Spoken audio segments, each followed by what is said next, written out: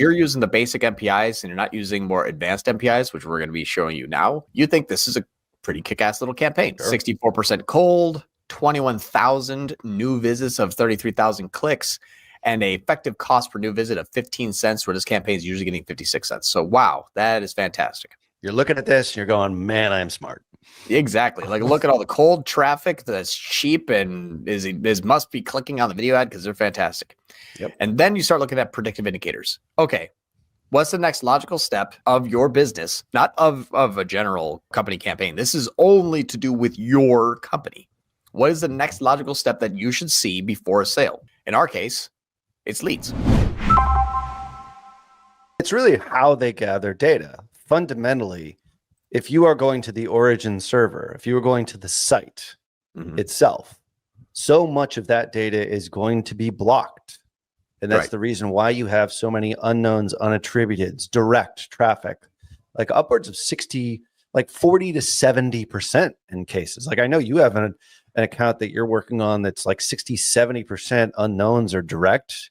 It's like you don't know where these folks are coming from, because that tag, that fire, that thing that it strings together the user is actually blocked on the origin server. That's the reason why, if you actually go to the edge, which is a DNS server, which is an edge server in essence, and then you capture that as first party data, and then you pipe it into a Wicked. Like, Wicked is good on its own for sure, with all the different MPIs that it has, but with the addition of Blotout and the addition of our data warehouse, is that sort of triangulation.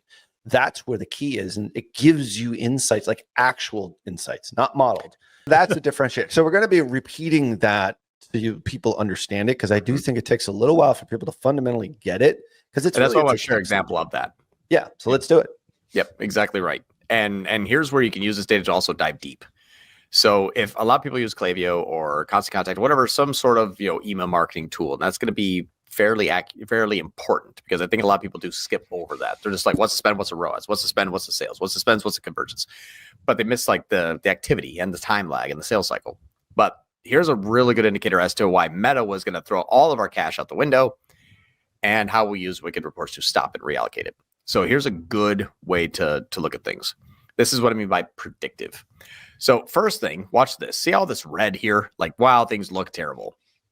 But because I'm using predicted, I already know that in the same time period, I spent 13% more and got 32% more customers. So it actually doesn't look as bad. It's just very accurate data. And the things that you don't see are red are the new things that are green that have high amount of spend. And this is really cool to see this.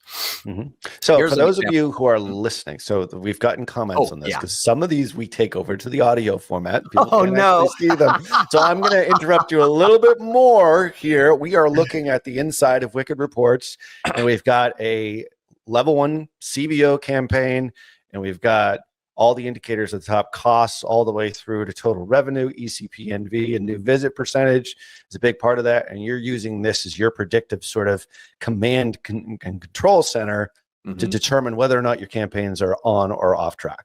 Yep, exactly. Okay. And the stuff that I'll be looking at here is I'll give you an example. This is the last week's worth of data. So just last 7 days compared to the previous week. So last week over a week. New campaign that was launched. And Meta, for whatever reason, took this ad. The ad's name is Victoria. It's a dog. Well, yeah, it's actually, I don't even think it's a dog. We call them that because that's like the owner. It's UGC, so we call it the owner of the animal. That was a dog name. Okay. Yeah, I know, right? That's what I always thought. So Victoria, that'd be a fun name for a dog. Here, Victoria. That's a good name. Hey, Victoria, come here. Sit here, Victoria. Right? Like Bulldog Bob, that's a bulldog.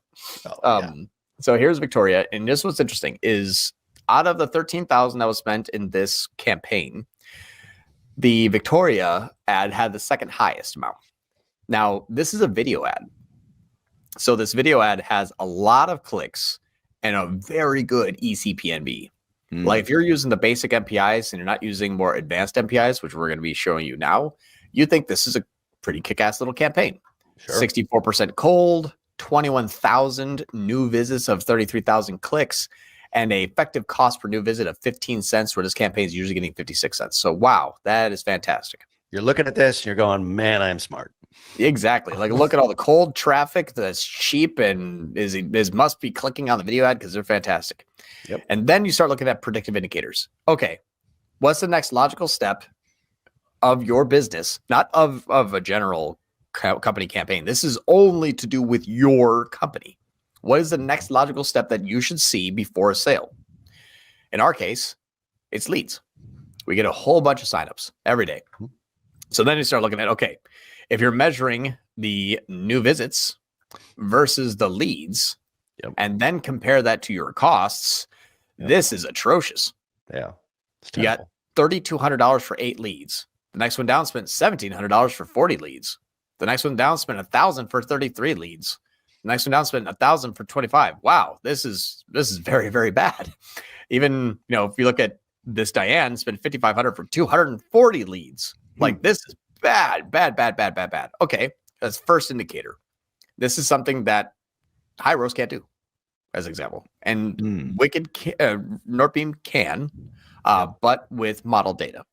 So I get nervous on that because they usually take campaign extrapolated data and then they apply it, which means if the campaign is doing good, this must be doing good too. It's not the case. This campaign is doing fantastic, but it's not the case here. You could have a really wrong indicator there based on model data, which is dangerous. Right. This is your best campaign, so it probably came from this, and because they're video ads, so it probably had an influence. Okay, let's assume that. Yep. So it probably had an influence. It probably has more than it's attributed. Let's just use the same kind of like it probably did good. So let's investigate. All right. It's a great example, by the way. So you take just said. Yep. Right. Now you take these 8 leads. And the 8 leads, I'm looking at a few things. Boogie Boy. All right, Boogie Boy. That's the lead name. The lead name of Boogie Boy somehow definitely a buyer. Right? Definitely a buyer, Boogie Boy. And somehow, oh wait, why is this not loading? I think I might have. Let's just refresh and see. There we go. Is it coming up? So he's clicking on an individual lead here and then going in. You can actually see who it is who has actually opted in for these leads. Check this out, though. So this person in 3 seconds opted in. Okay. That seems body. All right. So let's grab another one. So we're going into the innards, the guts of Wicked here. This one. Yeah. Can somebody opt in 3 seconds? Can you type your name and email in 3 seconds or less? I don't think I can. I don't think it's physically possible. This one did it in 12. Wow. All right. So that's really weird. So then we start looking into it generated leads. How fast did the lead generate itself after an ad click? Well, within 10 seconds. So you mean to tell me they went to the site and say, I love it, and I really want to sign up for discounts, and I think I'm going to get something tomorrow, and I want to get a deal, and let's do it today. Everybody did that? There's another one. 6 seconds. 6 seconds. Then let's dive deeper. I said, okay, if that is the case, let's go and take these people's names and physically put it into our Klaviyo and then investigate further. They got 1 page view, never subscribed, have no opens, no click, nothing. Not even an ad card, nothing on this person. Okay. Try that again. So now I'm taking number 2. I grab the second lead that I'm using. I'm going to throw that into my Klaviyo account and say, what about this person? This person again, no activity on the right, never opted in, never subscribed. All this stuff here, junk. Yep. You can get a lead, but then you're also saying, what's the quality of lead? How long did the lead take that lead to actually opted in? Yeah. Junk again. So after all this junk, and then now just imagine that, we looked through a bunch of those and they were all false because that's what we did. I'm just trying to save time here. And I said, well, let's compare that to maybe like a different campaign. Let's compare that campaign to something like this. Or actually, you know what? Better yet, let's look at a different ad in that existing campaign.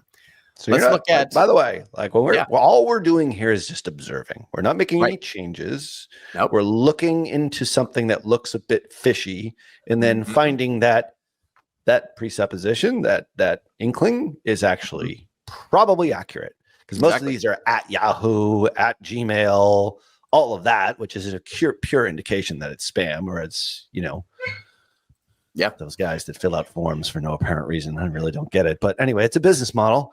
Right. Yeah. At Yahoo. Yep. And that's funny. This one is from the different ad though. Same time period, same campaign, different ad. This one got a whole bunch of sessions and even have an order that happened yesterday. Wow. That's way better than the other one. Interesting. So, okay, let's grab another one. Let's grab the second one down here. And we started looking through a bunch of these. We took like 20 different snapshots. Email never subscribed, but this one has a bunch of visits now. Okay, good. The other ones had 0 visits. On the right-hand side, when we were sharing this, no visit data. Now, so all we're doing is taking out the email address, putting it into Klaviyo, and like looking at the sessions. That's we're just seeing, we're double checking. Real. Right. Do they opt in 3 seconds and disappear into the ether? Yep. Or did they opt in 4 and 5 minutes and then come back to site multiple times? And and this is, I mean, imagine how specific this is. This is 2 different ads in the same campaign. Yeah. This is wildly different results. Crazy. Now, if you want to jump ahead, you just say, well, what's the NCAC? And then you're like, oh, God, this thing's like 3,000 compared to 200. So that's a really good indicator right there. But not if there's time lag, not if it's a video campaign, not if, okay, so you could make the assumption where it's like, yeah, but it's a video campaign. It's influencing a whole bunch of other people, and they're probably going to buy anyway. But because we have leading indicators, I can tell you, well, I don't care because 33,000 of them clicked. Mm-hmm. I should have some data. Yeah. And I don't have that here. Is that the only ad in that ad set that's a video ad? It's the only one. Okay. The only one that's in the video ad and the only one that's not performing. Yeah. Super It's super interesting, but this is the leading indicator. So I know that this campaign, and this is spending $3,200 out of the 13 grand. I have everything else is doing better, not getting any love or any ad spend. But why is Meta pushing this? It's getting clicks. It's going into the video ether. And it's getting clicks. Meta. It's getting a shit ton of engagement. It's got a crazy click-through rate. It's probably all on the audience network. Exactly. And so what's funny is Meta's like, hey, this is kick-ass. Meta's predictive indicator failed. Right. Tier 11's data suite's predictive indicator won against Meta. Are you kidding me? It's a big deal. Yeah. We beat Meta at the predictive indicator of their algorithm.